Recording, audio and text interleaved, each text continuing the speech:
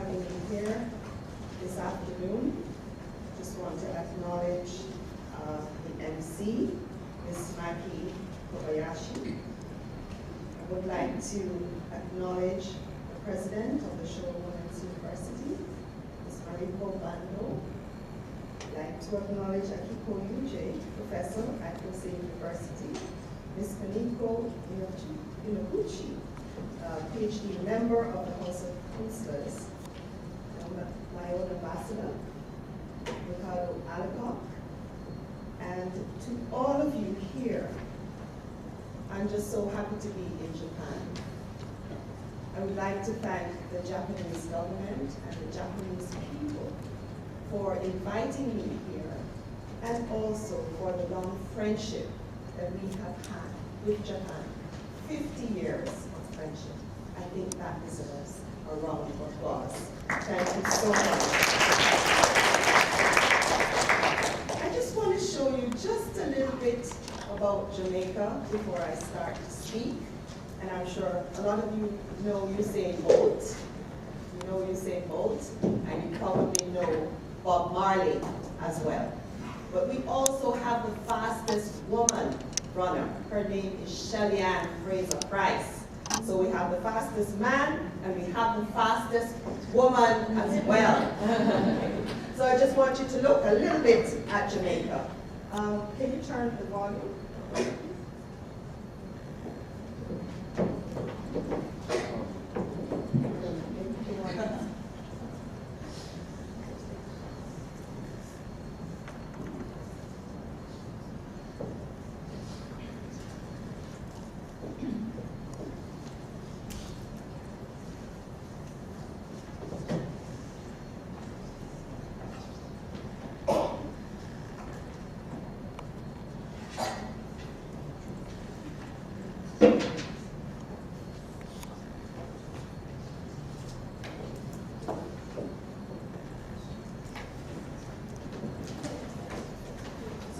Pictures are still good.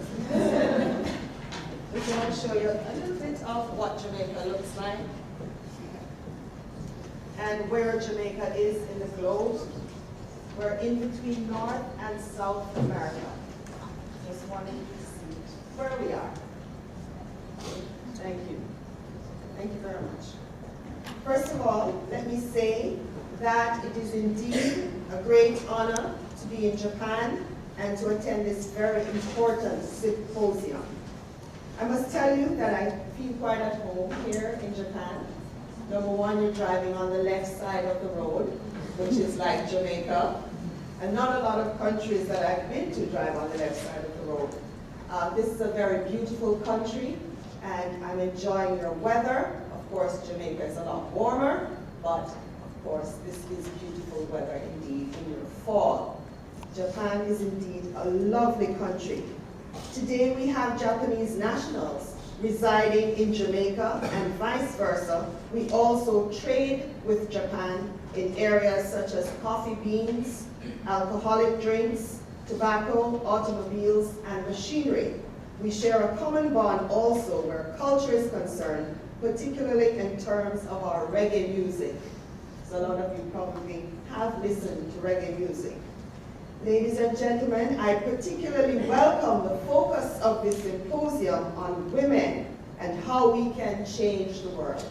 Women, in fact, have already changed the world, but we can do a lot more going forward to participate in and also change the world. Just a bit about myself. I am a member of Parliament for Montego Bay, Jamaica. I am a minister in the Ministry of Industry, Investment and Commerce, and I'm one of 5 women in Parliament out of 63. So you understand that we also have the same imbalance that you have. I understand that about 3% of your parliamentarians or persons in government are women. And how many of you would like to participate in government at a higher level? Let me see the hands of anybody who would like to be a part of government. Nobody? Okay, well maybe I can encourage you. because I think it's very important that women participate fully in the lives and development of our country. We have an important role to play, because without women, the world could not go around. Without women, there'd be a great imbalance in the world. And we bring balance to decision making and to making the world a better place. And I have facts and figures to prove that to you. You might not realize how important you are as a person. First of all, you are created equally with men. Men are not better, women are not better, we're equal. But we have different perspectives, and we have different things and roles and thoughts that we can bring to society and that we have to contribute. Everybody has a purpose in life, and everyone has a dream. And when I was young, I dreamt to be a lawyer. I kept talking everywhere I went. In class, I was always talking, and the teachers would tell me, shut up. But not knowing that that was the gift that I had to bring to the world. So I would often represent people in the class and say, you know, this is not right, or this should be done, and I would be told to sit down. Village lawyer, that's what they used to call me.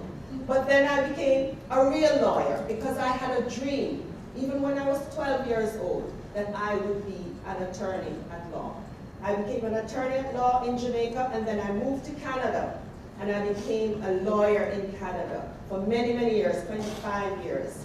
I represented persons who were underprivileged, underrepresented. I represented refugees before courts and panels, and I also became the diaspora leader for Jamaica in Canada.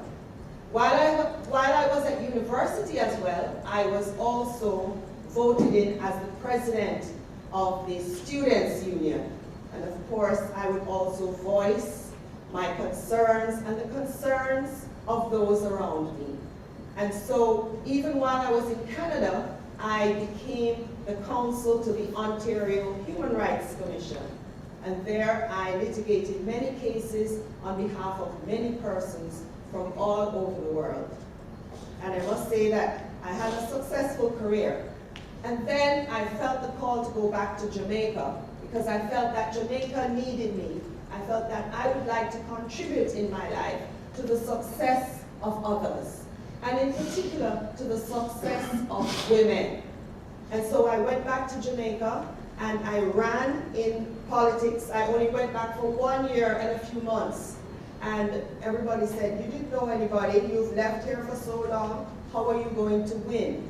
But I knew in my heart, and I had the faith to know that I would win. And I did win. And here I am today in Japan talking to you. So there's a progression there where I had the confidence, I had the dream, I had the experience, and I had the knowledge. But more than all, I had the faith to know that I would be what God wanted me to be. And so therefore, I believe everybody, every woman in here has a purpose in life.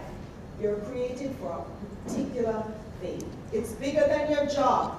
It's bigger than what you're doing now. But you have a dream, and there's a dream that you can fulfill. But you must prepare yourself to fulfill that dream. You must prepare yourself through your studies and through your activities to learn more about what you can do as a person. And so I would just say that there's so much that you can do to fulfill that dream. Women are very important. Women are the largest economic opportunity. The most convincing business case for women comes from Silverstein and Sayre in 2009, a study who show that women are a bigger economic opportunity than India and China combined. In 2009, women globally earned $13 trillion, which is double the combined GDPs of China and India, which is $5.6 trillion. This female income is projected to be 18 trillion in 2014. Women control majority of consumer spending. In your household, your mother decides how the money is going to be spent, whether on the children, on your education, on health, on the groceries, on the housing. Women control 70% of spending across the globe. Women create their own wealth. Many women are now entrepreneurs, going into business on their own. Women improve corporate performance, and I want you to listen to this very carefully. Women are shown to have positive effects that improve corporate performance. Catalyst 2007 compared Fortune 500 companies on the representation of women on all their boards and their corporate performance. They found that when comparing the worst and the best quartile of female representation, this had significant effects on the corporate performance.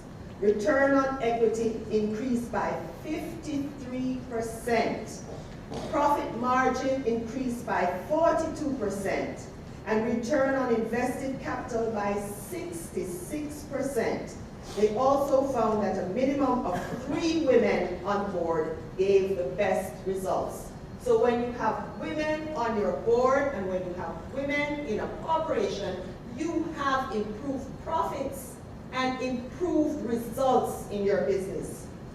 McKinsey, which is another study in 2007, confirms this relationship. They find that companies with the highest gender diversity teams as compared to the industry average see a much higher return on equity, 10%, and a higher operating result by 48%, and a stronger stock price growth of 70%. In addition, having at least one woman on the board decreases bankruptcy by a full 20%. Increasingly, companies with more women on their boards see better corporate governance and ethical behavior. Women also strengthen the economy and increase the next generation welfare. Women reinvest a far greater amount of their earnings on their children's education and health than men do. And whereas men spend greater amounts on entertainment, thus helping women earn their own income, has a direct effect on the next generation. Women are also increasingly well educated. In Japan, I believe that 96% of graduates are your rate in secondary schools, which is the second best among nations in 2010. And it seems to me as if there's a lot of scope in Japan for women. Goldman Sachs states that Japan's GDP could increase by 15% by employing more women. Goldman Sachs also states that for Japan, we believe that gender equality is possibly the most powerful action for the government to take to promote long-term sustainable growth. So women, you represent a great opportunity in this country. You represent the next wave of growth and development, and your participation can change Japan. Your participation can change the world. And I dare say that you have a big opportunity in front of you, because Japan has only 3% of women in government. So I think that looking at you today, speaking to you today, you are one of you, the next president of Japan. Thank you very much.